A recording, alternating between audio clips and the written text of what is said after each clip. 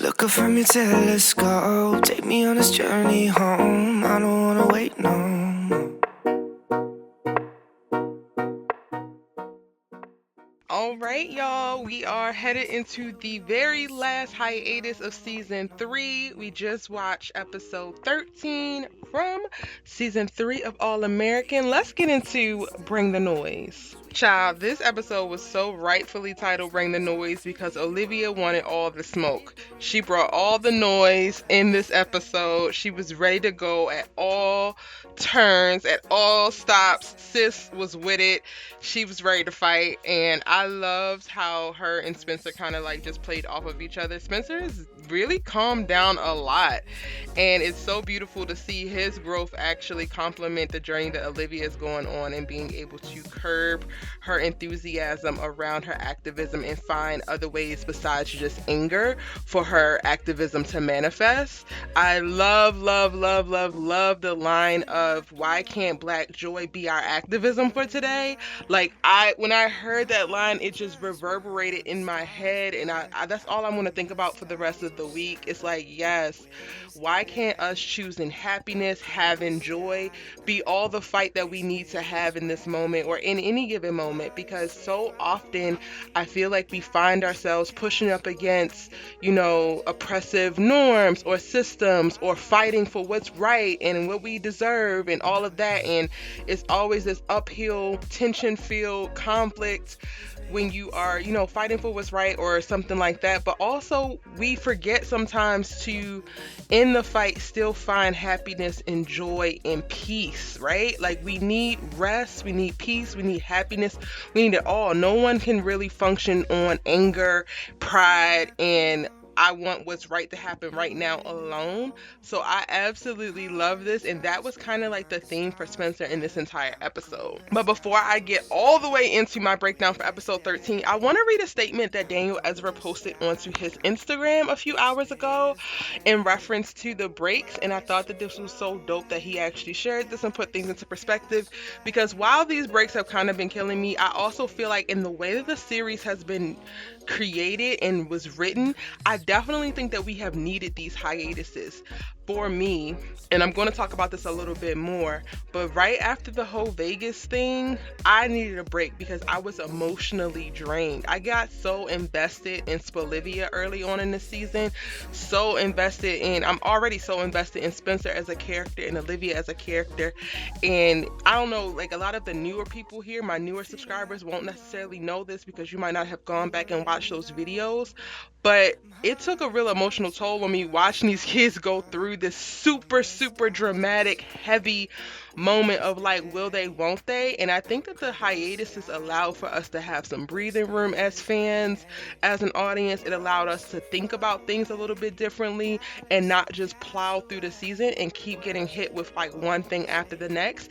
I think that actually having the breaks, like I said, provided a good time for us to be able to breathe and to be able to really handle it. Because when you look back at season 3, y'all, there is so much happening. And if you are a fan that is very, very emotionally attached to these characters and to these shows, then you are definitely on the emotional roller coaster right along with them. And that's very real. Like, while this is a fictitious show, your feelings and your attachments to these fictitious people are real.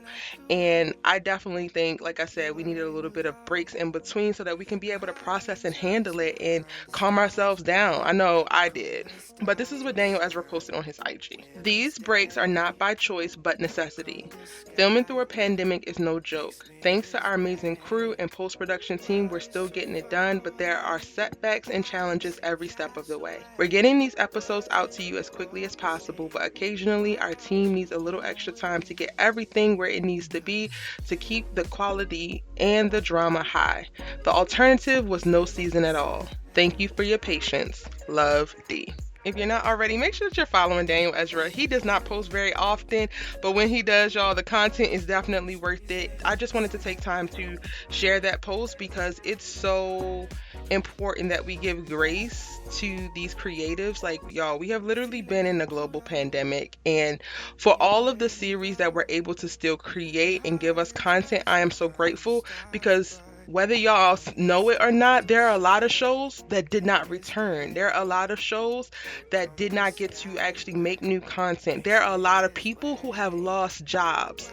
And though we don't want to necessarily keep having all of these breaks, it's better for us to get a season than not a season at all, and then us never know what happened with these characters or anything like that, because we're already emotionally invested at this point. So let's just give some grace. We got a couple weeks, and then we're coming back on June 14th, and we're going to be finishing out the season. It's no more scheduled breaks after the June 14th premiere episodes. We'll be able to finish out season 3, and All American has already been greenlit for season 4, y'all. So we are getting more content. We just really have to be patient and, like I said, provide grace, give grace to these amazing creatives, everybody, cast, crew, executives. Shout out to everyone over at the CW. Thank you so much for giving us this show. This is one of my favorite shows on television, and I enjoy creating content about it, but I enjoy more so watching it, and I'm just so grateful. All right, but back to my episode 13 breakdown. The stress. I don't even know where to begin. If you aren't already, make sure that you're following me on social media, because I actually did a live tweet along while I was watching the episode. And if you are following me, then you were able to actually chat with me on Twitter. And I'm going to be doing something similar on Instagram. So be sure to follow me at ericabang.com on both Twitter and Instagram, so that you can stay up to date and current on everything that I have going on and my reactions in the moment. Oh, you know what? I do know exactly where I'm going to start. I am going to start by saying how wrong I was. I said that I didn't think that we were going to get a Spelivia moment, which is kind of like where I was half wrong, because we really didn't get a Spelivia moment. We got an almost kiss, but I'm going to go ahead and accept that as a Spelivia moment. It is definitely more than I thought that it was going to give. Like I said in my episode 13 predictions, that I felt like we were going to get some, little close looks, and Spencer and Olivia doing what they doing, looking across the room and looking all doe-eyed at each other and all that jazz. But I knew that we weren't going to get a kiss. I knew that we weren't going to get anything that was like earth-shattering or even a conversation around where they are, and to provide perspective in where they were. But I do believe that the conversations that they had to other people gave us insight into where they stand. And then the almost kiss definitely gave us more perspective into where they stand. So I'm going to start by saying that your girl E was wrong, and that there was going to be no Spelivia moment, because it was cute or whatever. Let me actually tell y'all where I'm at with the whole Spelivia thing. I cannot watch the Vegas episode anymore. I rewatched the Vegas episode, I want to say like 10 times, because I was making a ton of content around it back then and, referencing it. I was like super hurt with the Vegas episode, and not just for Spencer, right? Like, of course we watched Spencer break in that moment, but I felt so freaking bad for Olivia choosing to run out.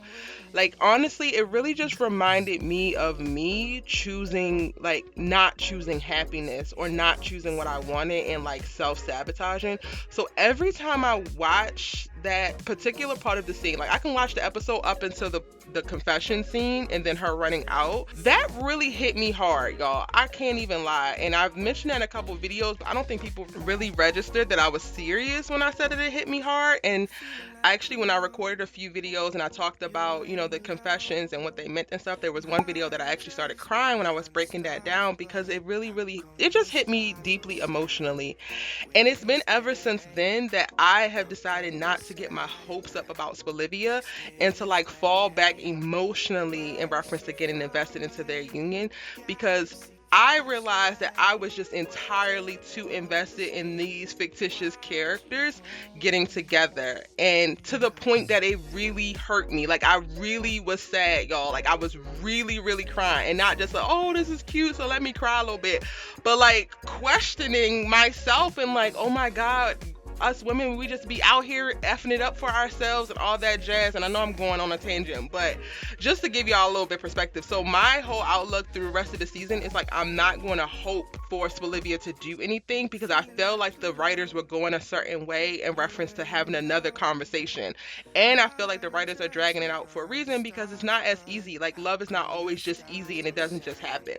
So when I say that I don't think that Spelivia are going to get together, or I don't see this happening, or happening right now, because it's going to happen. They are definitely in game. I've never questioned that.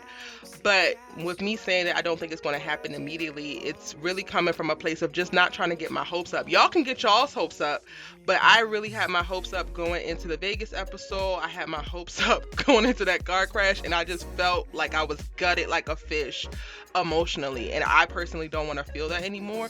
So I got to a place where I am literally cool with Spencer and Olivia operating as friends, like in a good and healthy place. It really brings me so much joy to see them balancing each other out, to see them helping each other make healthier decisions within their personal lives. Like throughout this episode, Spencer is steadily reeling Olivia in because she just wants to jump off of the deep end when it comes to her activism.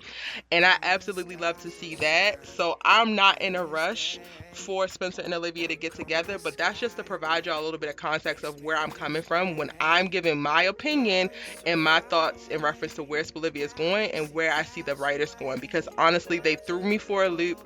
It really hurt me very badly, and I personally don't want to feel like that anymore.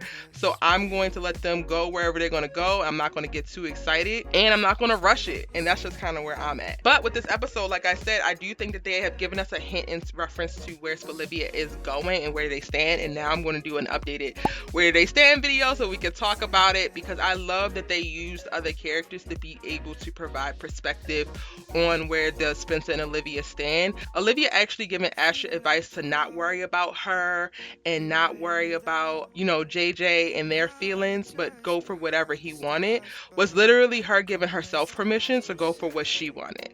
And us watching Layla scroll through Instagram and like stare at Olivia and Spencer in the photo together is the preview of her getting to a place of, okay, can she deal with this? Can she handle this? How is she going to navigate this? Because her and Olivia are now on the road to being friends again, so she's going to have to deal with this. And whether, she wants it to happen or not, Spencer and Olivia are destined to be a thing. So she has to start getting used to it. And I feel like that little moment was also that. I think that Spencer, talking to Coop and them being able to be cordial and Coop showing up the way that she did is also the segue into like, okay, Spencer and Layla potentially getting to a more cordial place, because Coop has a conversation with Layla about, oh, I didn't tell you about this because you feel some type of way about Spencer. And she's like, well, you feel some type of way too. Like, what is the deal? It's like she's missing out and she doesn't want to miss out anymore. So I feel like they gave us updates on where Spencer and Olivia stands and where they're going by way of how they interacted with everyone else around them. Does that make sense? Let me know in the comment section if that makes sense. Overall, I absolutely love this episode, and I love that they used Grace's surprise graduation party as a backdrop for all of the conversations and updates that needed to happen. Yes, we do get the whole activism conversation and the backlash of Olivia and Spencer, coming to notoriety behind their activism. Spencer behind his speech, Olivia behind releasing his body cam footage. But the foundation of the episode is them prepping for this party, and it provided a really good crutch to prop up a lot of the conversations that needed to be had. Grace needs to be celebrated. She deserves so much. She's such a phenomenal woman, an amazing mom, and so smart and ambitious. So I'm so glad we got a moment to celebrate her. But she's also able to, in this episode, before the party, gather Carter and let him know plain of where it's going to be and what it is. And I love that they didn't just skip right to, them being cool, but Grace still wants all the smoke if he's still trying to close the school down and not do what's right for these dang on kids and take up his little, revenge vendetta against Billy. Like, she let him know right then and there. And you can see that Grace was disappointed because she is interested in him and she likes him as a person and she potentially wants to date him, but she also knows that he's on some and she gathers him. And then when she gets to her party, she also invites him to come and chat with Billy, and they are able to not necessarily make amends. I think that that's coming, but they're able to get to a place where Carter goes ahead and green lights the scrimmage game that Billy had planned, because Carter, he was on some BS. Child, my tweets about him during this episode, he was finna go back to being Raggedy Carter. And I'm like, yo, we just started calling you D'Angelo. You can go back to being referred to as only your last name. Don't get it twisted, sir. When it comes to Coop, y'all, I'm really trying hard. I'm trying hard to stop hating on Tamia. But my hate comes from a really good place because I feel like she's ruining her life. And I know that she's a teenager, so she also doesn't know what to do, and she doesn't realize that she's really messing up when she's really messing up. And I think this episode was one of the first times that I actually feel more empathy for her, because she's caught in between a rock and a hard place when it comes to Preach's support of her and Layla's support of her. And you can see her kind of go back and forth. And I am actually glad I get to see her go back and forth, because in episodes prior, I feel like she just makes the dumbest decision and she just goes with it. She doesn't even think about it. She doesn't even consider. She just really just doubles down on some dumb stuff, and I just, it's the stress of it all for me. But in this episode, we get to see Preach and Layla go head to head, which is definitely very stressful. And I feel like Preach was in the wrong, because everything that Layla said in reference to him trying to handle her merchandising and coming at it from a business perspective was dead on. It's like, sir, this is not Coop. Yes, she was an indie artist, but Layla started a whole label for this girl. Layla, knows exactly what she's doing. Her father is JP Keating, for God's sake. She's been raised in this business. She knows exactly what she's doing. She's already taken Coop on tour this whole, summer, where she's actually fronting the money. Coop is actually making money behind this. This isn't some rinky-dinky mom and pop, just throw some things together that's going to be all good. So the fact that Preach was like bucking Layla without even like hearing her out, or even being able to acknowledge the fact that she's a legitimate businesswoman, is just like, yo, you mad disrespectful, and you don't need to be, a part of this outfit if you can't get with the program. I definitely said in my episode 13 predictions video that I felt like Coop was going to try to make Preach her manager, and that is exactly what happens.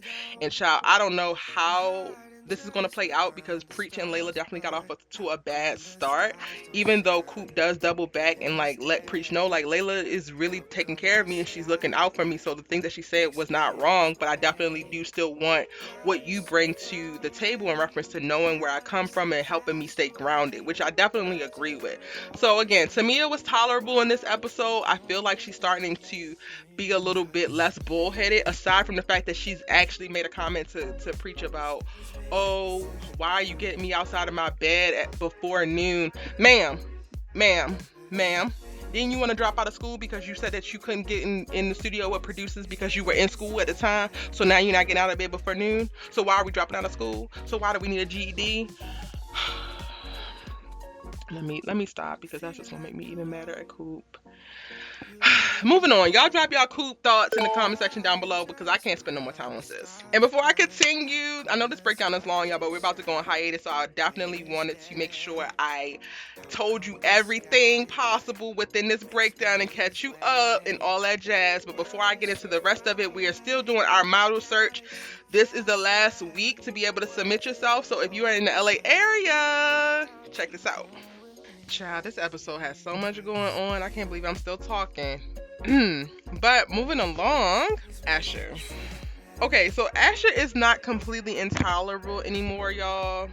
I kind of want to feel bad for Asher, but the way my you really played in Liv's face is set up, I just can't fully let myself go there. But I do definitely don't feel bad for him, but I'm like, oh, when it comes to him and his parents, because he has some horrible trash parents. Like, I guess his mom is trying to get it together, but to me, she was expecting a lot. Like, I know that she wants Asher to be cool with her new husband, but sis, you abandoned this boy and told him that you didn't want him. And yeah, you were being blackmailed by his daddy or whatever was going on, but you still left your kid. And you, at the end of the day, moms are supposed to do whatever they can, whatever needs to be done to stay with their child or to keep their child in their lives. And to me, you just walked away from him way too easily. Grace could never. And the fact that you want to pout and throw fits and all that kind of stuff because he's not getting cool with your, soon to be husband immediately, and he's struggling with how that's going to look to his father and trying to balance all the relationships. She was not offering up enough grace for me. She was not humbling herself enough for me, especially given her past and what she has done with this boy. Now, yes, Asher was being an asshole in parts of this, 100%, but you are not the one to call him out on that. Vanessa's the one to call him out on that, as she did, sis. Your job is to play your role, support your son, and try your best to be the emotional support that he needs, and not try to make him be the emotional support that you need. Grace, when are we starting in the parenting school, sis? Like, you done graduated college, you have a very sound mind. Go ahead and get this business started and put all these parents through parenting school, because they need to redo it. They don't know what they're doing. They really out here running amok, and you need to get them together. And speaking of Asher and Vanessa, we're going to get Asher and Vanessa whether we want to or not, even though it's going to go slow. It's going to be a very slow burn because Asher wants to focus on football and Vanessa understands that and she's going to be supportive and yada, yada, yada. The best thing about Vanessa in this episode is her hair color. Y'all, her hair was laid. That color was flawless. That ombre was lit. And I still don't like you, girl. Point blank, period. I love your hair. I don't like you. And that's just that on that. I don't know what it's going to take. It's probably going to take till season 4 for me to be okay with Vanessa because she just came out way too hot out the gate, coming for Liv's neck, coming for Liv's man. And whole time Liv didn't even want him. All she had to do was ask nicely and say please if she could have had him, but she wanted to do too much. And I ain't over it yet. I'm sorry. Not sorry. Moving on. Y'all, do y'all think that Coop and Spencer are going to get it together anytime soon or this season? Because they are also moving at a snail's pace. It's really interesting to me how some of the stuff that's happening in the rest of the season or the second half of the season is moving very quickly. Meanwhile, a lot of things are moving very slowly. The fact that Coop has yet to apologize to Spencer and she has already apologized to Mo and walked into Mo's trap and she's out here still ruining her life, and I'm just like, so you really not gonna apologize to Spencer? So you really gonna keep doing life without Spencer? Girl, what? Huh? Let me know in the comment section down below. Do you think that Coop and Spencer are going to make up before season 4? So in season 3, do you think that Coop and Spencer are going to make up and get to a better place? Or do you think they actually can? Because at some point, it's like how much time goes by that you learn to live without somebody, and then when they try to come back, you don't even need them anymore. So it's kind of like, I can do without you. Let me know what you think. Comment section down below. Now, I think another notable that I definitely need to mention in this episode breakdown, and I definitely think I need to do some separate, character breakdowns this week because it was a lot that happened in this episode. But I think there's something to be said about Olivia and Laura's relationship. While I don't think that Laura is holding a grudge, they definitely have not just swung back into being in an okay place. Clearly, Olivia is not still grounded because she was grounded yesterday, and this is basically the next day or a few days after the whole thing came out. So clearly she's not still grounded because she's out here frolicking with Spencer all episode. Laura is trying to show up for her and ask a little bit more questions, busy in her activism bag. She's so busy focused on Grace's party that I think she kind of misses it. So I think that the writers are still laying the groundwork for this ain't all good. While Laura accepted the apology and accepted that Olivia learned her lesson in reference to stepping out of bounds and compromising her case, I definitely think that there's a little bit further ways to go when it comes to Olive and Laura getting to a good place. And even Olivia makes a note to Spencer about she doesn't know if they will ever get back to a place of being close again, because you could just see, you can feel the tension and you can also cut the tension with a knife between these two. And I think it's going to be interesting to watch how this continues to play out. I really have to do my video about identity because I think that a lot of this is also just both of them learning to navigate the process of both of the twins stepping into their identities or creating their identities or learning different things about themselves that helps inform their identities now. And that's where a lot of the tension is coming from. I want to talk about Layla and her little rehab buddy that pops up at the end, but I'm going to save that for another video because child, a mess. That's all I'm going to say, a mess. And I don't think I'm here for it. And y'all know I cannot end this video without talking about Gabby being racist by proxy, advocating for these cops with her little all lives matter rhetoric that she's trying to spew in reference to the cops have families too. Girl, go sit your ass down somewhere. Go sit down. I cannot. She was trying it in season 1 and she's continuing to try it. And I am totally here for Liv having smoke for her. If Spencer was not there, I think that Liv would have ragtagged that ass and I would have been totally here for it. I would have wanted to buy some popcorn and pulled up a seat to watch Gabby get her tail beat because that was absolutely ridiculous, utterly disrespectful. You can have your feelings, right? You can think what you think, but when you violate somebody by throwing a drink on them or any type of assault, whether it's you actually laying your hands on somebody or you throwing a foreign object on them, that's when you cross the line, and what you get is what you get. And I think that her mouth and that drink bought a ticket that her ass couldn't cash. Okay, I've cursed a lot in the end of this, but I really feel some type of way about how she disrespected her. And while we were going through the process of watching Olivia do a little bit too much in reference to, we got to do something, and Spencer had to calm her down, this was the one part of the episode where I felt like all of the anger, all of the aggression, all of the smoke that she had was well deserved and should have been utilized. I said what I said. All right, y'all. So this video is super long. I'm kind of sorry, but not sorry because there was a lot that I needed to talk about. And I'm going to be coming to you every day this week with new episodes to break down further things that happen in this episode and things that I'm anticipating to happen in the rest of the season. So be sure to subscribe. I'm your girl, Erica Vane, and I post new All American videos every day, sometimes twice a day. And you should really join the tribe by hitting subscribe. We have the best All American community on the internet. We have the best conversations. We literally talk about everything. If there's anything that you want to talk about within All American, you drop it into the comment section of one of my videos, and there will be somebody or myself there to talk about it with you, sis. Or bro, we got you. We all feel you, and you are not alone. And you could definitely join the tribe by hitting subscribe.